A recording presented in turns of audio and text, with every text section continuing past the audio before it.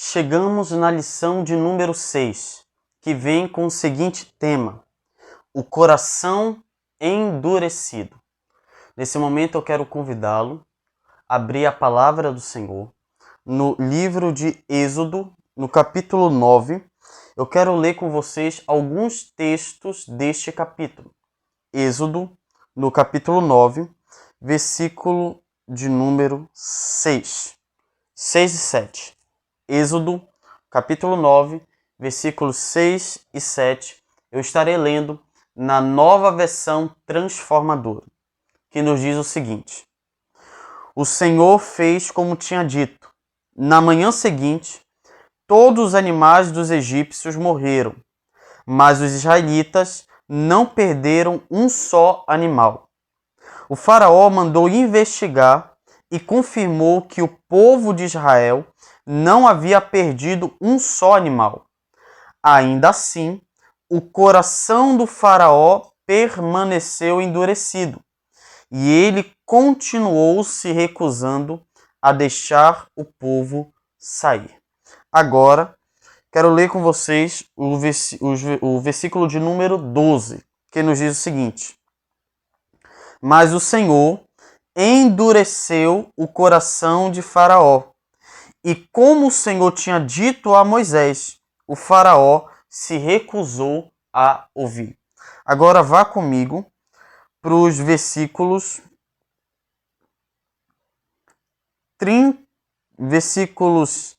29, melhor dizendo, versículos 27 ao 35, que nos diz o seguinte: então o faraó mandou chamar Moisés e Arão.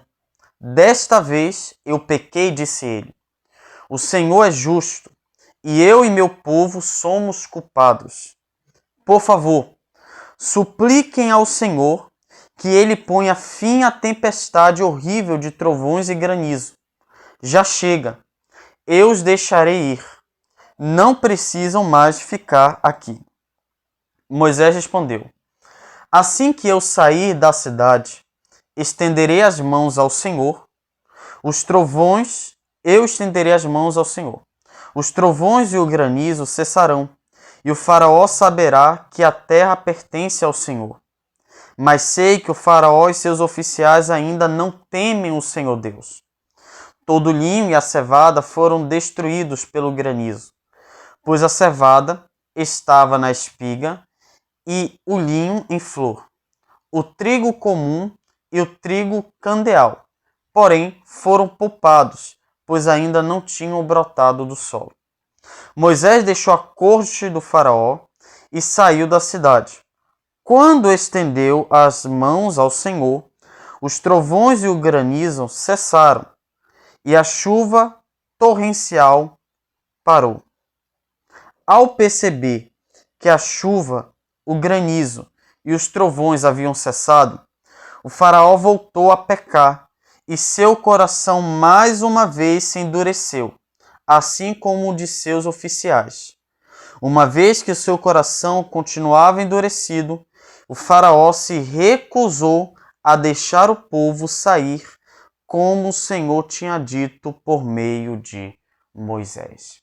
Então, o nosso foco é estudar esse endurecimento do coração do faraó. Por quê? Porque é uma grande discussão no âmbito da teologia. Qual é o tema que é discutido no âmbito da teologia? A soberania de Deus e a liberdade humana. E quando navegamos na história do cristianismo, nós podemos entender que, desde os primórdios, a igreja cristã sempre entendeu que o ser humano ele tinha o livre arbítrio, ou seja, a liberdade de escolha, mesmo que precisamos deixar bem claro que livre arbítrio, na concepção cristã, não necessariamente quer dizer que o ser humano é livre para fazer qualquer coisa. Mas na concepção cristã, o que é livre arbítrio? É eu ter a capacidade de decidir o certo e o errado. Isso é o livre-arbítrio. não é eu querer fazer qualquer coisa, mas eu ter a capacidade de analisar e ver se certo comportamento trará coisas boas ou ruins para a minha vida. Então você percebe desde o segundo século, terceiro e possivelmente ali no quarto século, até que surge um homem que, na minha opinião, foi um dos maiores teólogos do cristianismo, que se chama Santo Agostinho.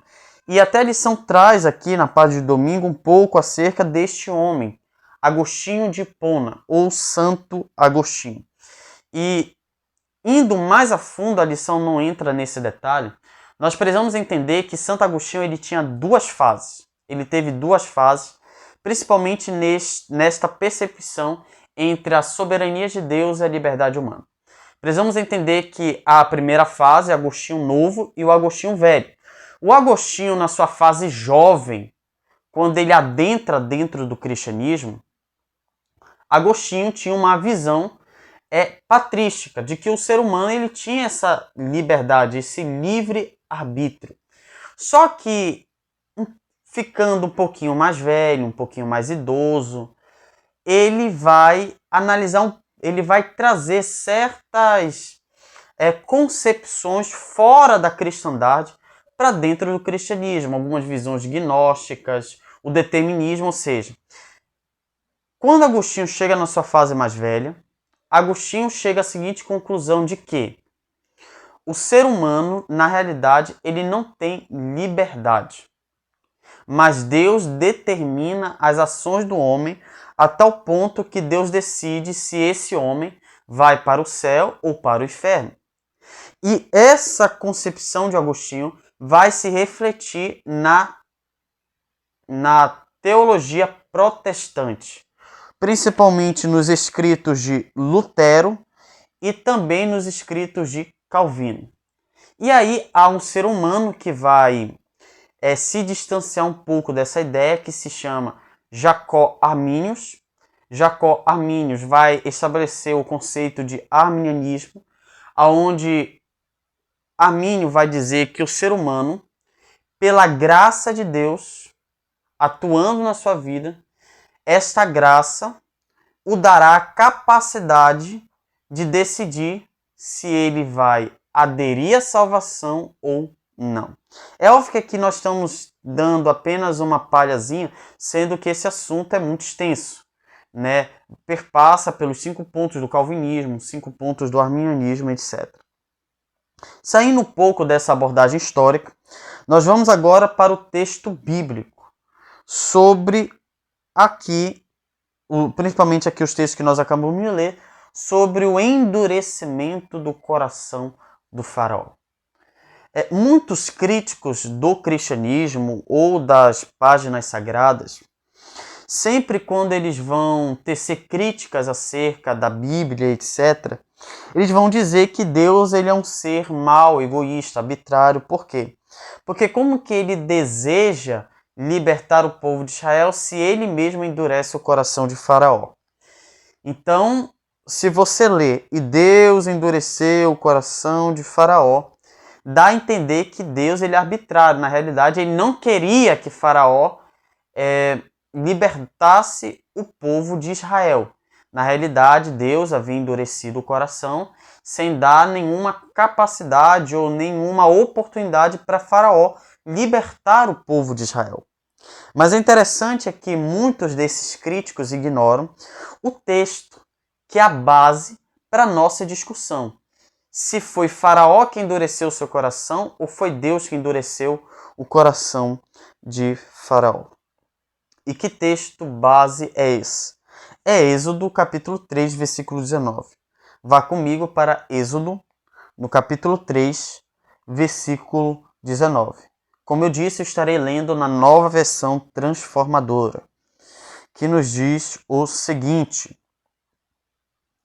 Eu sei que o rei do Egito não os deixará ir, a não ser que uma mão poderosa o force. É interessante que o próprio Deus, isso aqui me chama a atenção, Deus está falando para Moisés, aqui no capítulo 3, é a primeira ali revelação, é a primeira vez que Deus vai se revelar a Moisés. Deus convoca Moisés para libertar o seu povo. E logo no versículo 19, Deus diz o seguinte: eu sei que o rei do Egito não os deixará ir. Então, nós podemos perceber, por meio desse texto, que o endurecimento do coração do faraó parte de quem? Dele próprio. O faraó iria endurecer o seu coração. Isso demonstra que para Deus endurecer o coração do ser humano, primeiro o ser humano vai decidir se ele mesmo vai endurecer ou não seu coração.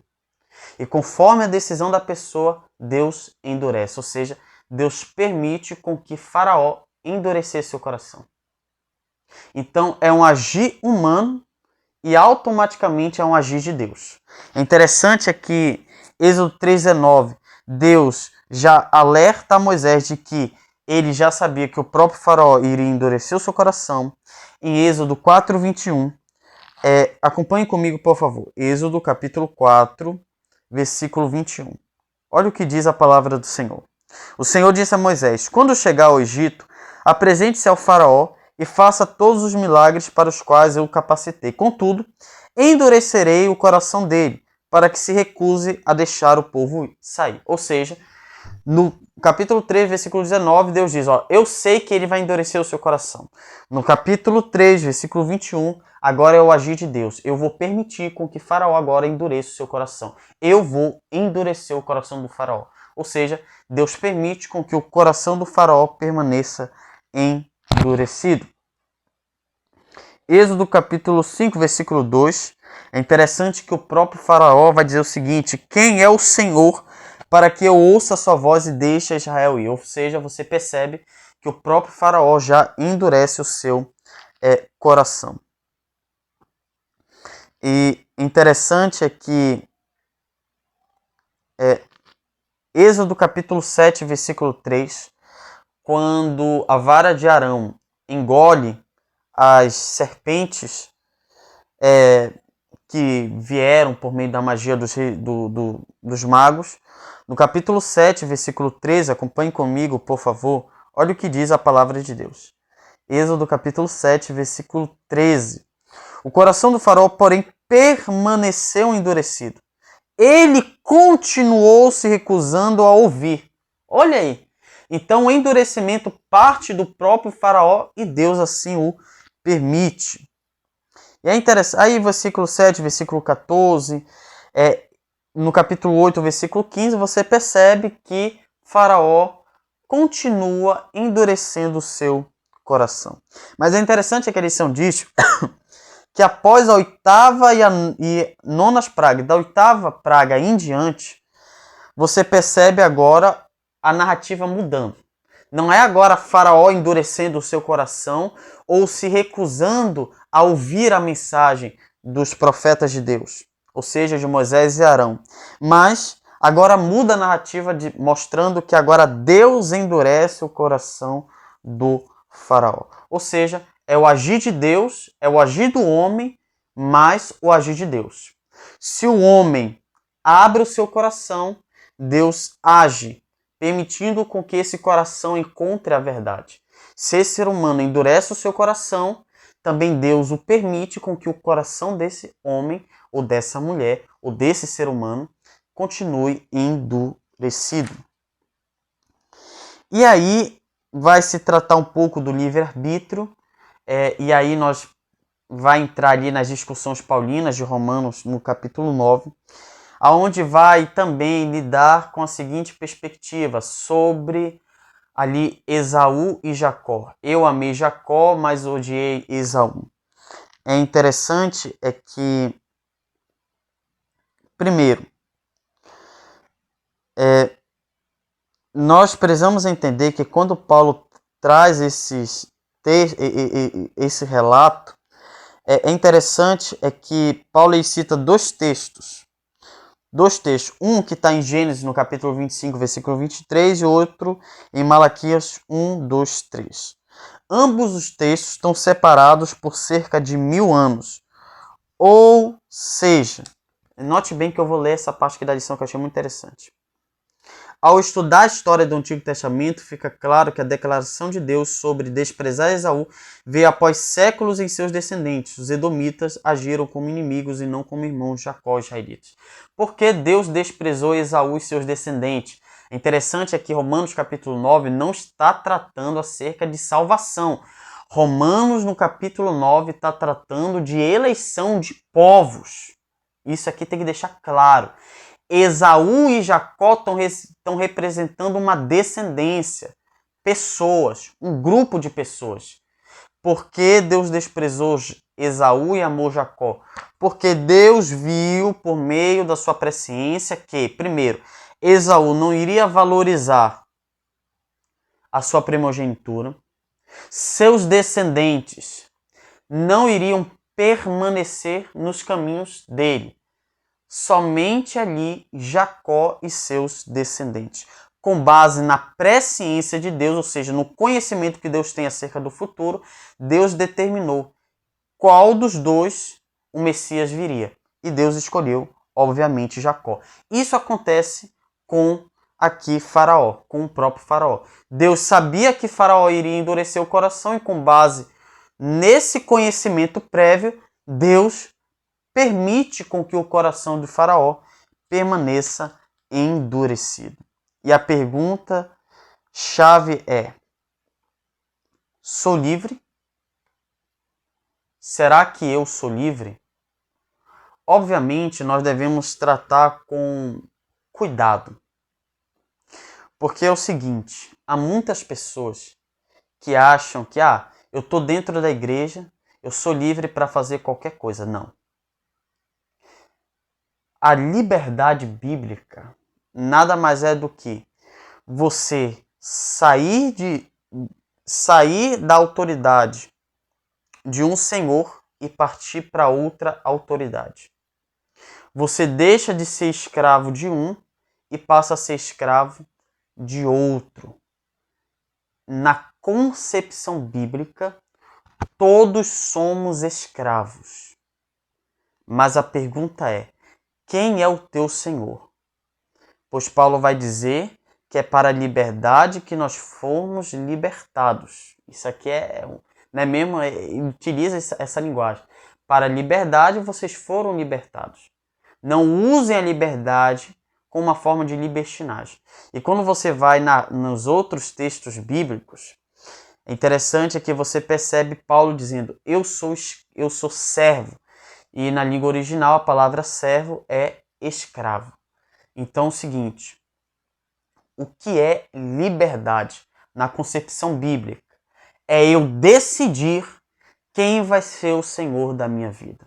E quando eu escolho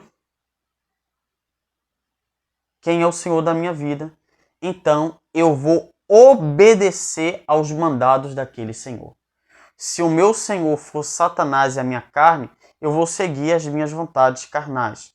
Se o meu Senhor for o próprio Deus, o meu Salvador, eu vou viver aquilo que Ele me pede para que eu possa viver ou fazer. Que Deus nos abençoe e que nós possamos optar em sermos escravos de Cristo.